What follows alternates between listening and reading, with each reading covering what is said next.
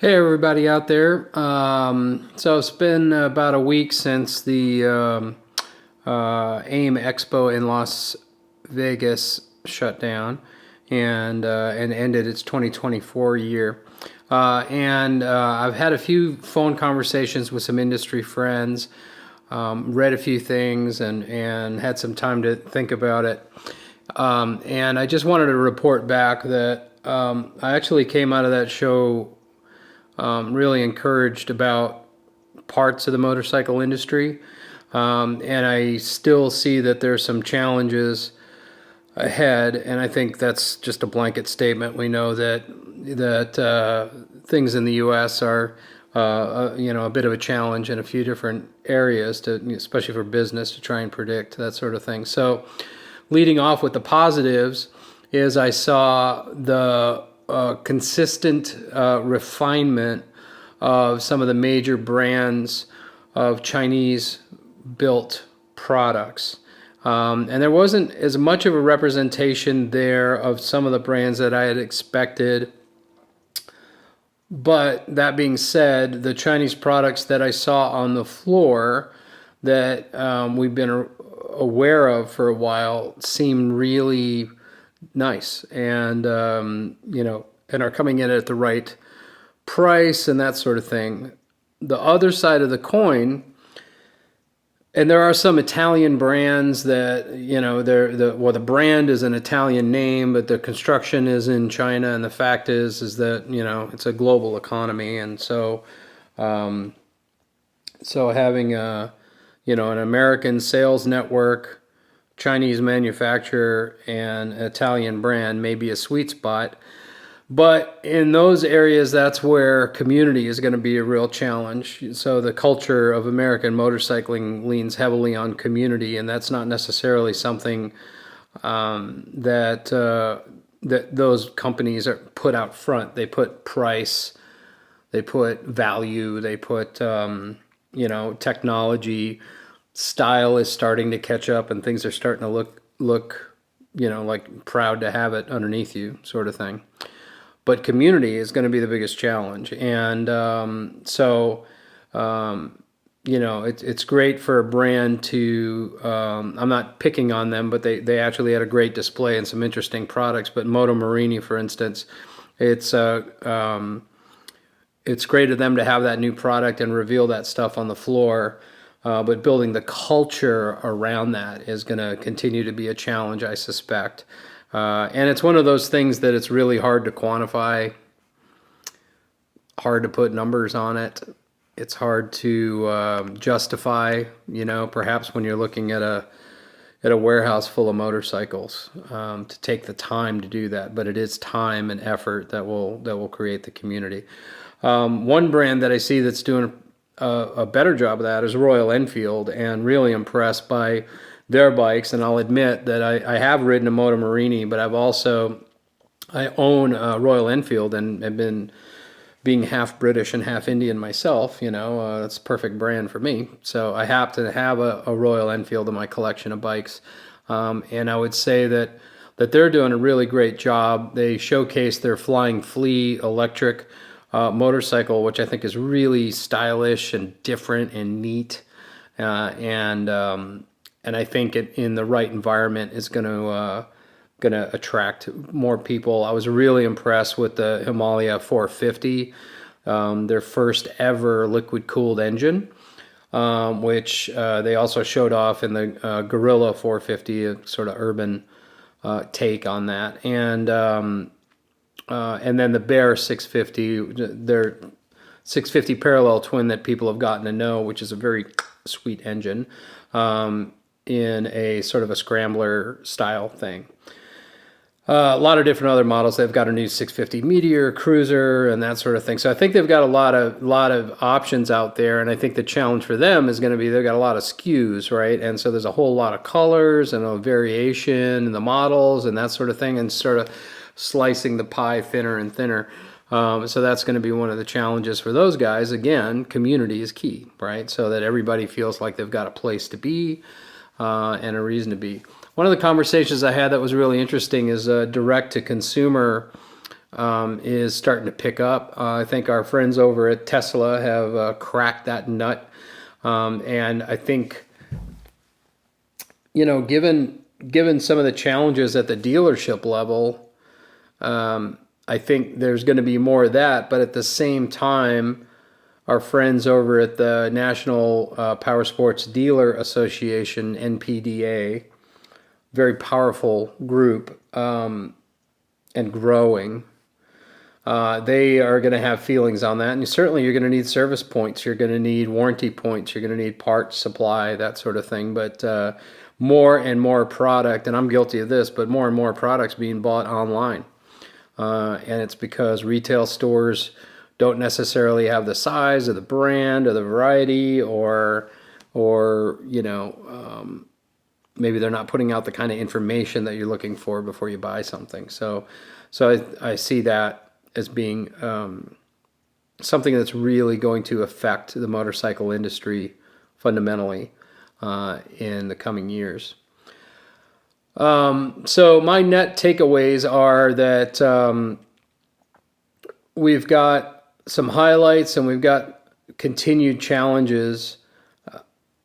When I really think about like kind of what's next, first thing I would say is that it's really important for folks who consider themselves to work in the national end of the motorsports industry, power sports industry, to go to the show. It is the last national show that you can gain access to. That's not like a direct distributor show that you have to be on the list and blah, blah, blah. But you can get into the show. If you work in power sports, you can get into the show. You can be a consultant and pay the $400 ticket. That's what it was this year, which sounds crazy, but where else are you going to see all these people? Where are you going to get to see the seminars and stuff? And on that, I also want to say that with 2.5 days, you can cover the floor. And you will see things there, and I really encourage people, just like at the Barber Museum, I would tell people to walk in one direction, and when you think you've seen the whole show, reverse your path and go back the other way, and I guarantee you'll see stuff that you missed the first time that's going to be intriguing. But the thing is, you really got to go to the show. If you're attached to a dealer, that's easy. If you're attached to an aftermarket brand that's displaying, again, that's easy. If you want to get in, you can probably figure out a way to get in. But honestly, I paid $400 and they gave me media access, but unfortunately, I missed the media day, so that didn't really, I think I got a free cup of coffee out of it. But I paid my ticket to get in. And I think it's worth it. And I think next year, the dates are January 7, 8, 9, but it's in Anaheim, not Las Vegas. So January 7, 8, 9 in Anaheim, and that's the 3 days right before Anaheim 1, the big Supercross race. So I kind of wished it was 8, 9, 10 with the half day being Saturday, and then you could roll into Anaheim one last day in a hotel out there. But it is what it is, and they are moving not because they want to necessarily, which is a bummer because they've kind of established Las Vegas after years of committing to it. But the Las Vegas Convention Center is getting knocked down. That hall is getting knocked down, and it's a multi-year effort to rebuild all that, as you can imagine. So that's it's moving to Anaheim, which is the backyard of many of the Japanese OEMs. It is certainly the backyard of the MIC and lots of aftermarket brands. So I think that probably bodes well for some level of participation, but the East Coast or east of the Mississippi is going to be significantly underrepresented. So that's my gut check. Also, it hurts. I got to go to the one show in Las Vegas, and we bought the weekend pass for that and checked that out. And it was fun to see that intersection of custom and and the industry show, I think, is interesting and fun. And but that said, there's enough distraction in Las Vegas that I probably didn't spend as much time at the one show as I would have had it been in a different location. So going out to some nice restaurants and hanging out with some industry pals on kind of took me away from the custom bike show in that respect. I really want to shout out to the AIM crew. I think you guys put together a great looking show. Looking at the seminar list, there was some terrific content there that I'd be lying if I had first reportage on that. I don't. I missed a lot of that. And I really, really wish that there was like a night before the show opens up, that there was just some get together where all, those of us who are fortunate enough to have worked on the national level in the motorcycle industry can all get together and just talk to each other, just hang out and talk and not worry about, oh, I got to get over here for this thing, or I got to meet this guy, or just be in a room together talking about stuff and life and reconnecting and all the goodness that comes out of our own community internally. So I wish that would fit in. And maybe Friday night next year will end up being that night, given that it's like sort of a bridge into the Anaheim Supercross weekend. Maybe, who knows, maybe we can throw a party, or there'll be one that already exists where we can all meet up and just hang out and not have to listen to any one person and not have to pay attention to press intros, or just hang out in one place and see your friends. It's the best part of the show for me. So anyway, that's my quick report. I hope to see all of you guys at AIMExpo 2025. Again, that's January 7, 8, 9, followed by A1, Anaheim 1, on January 10th.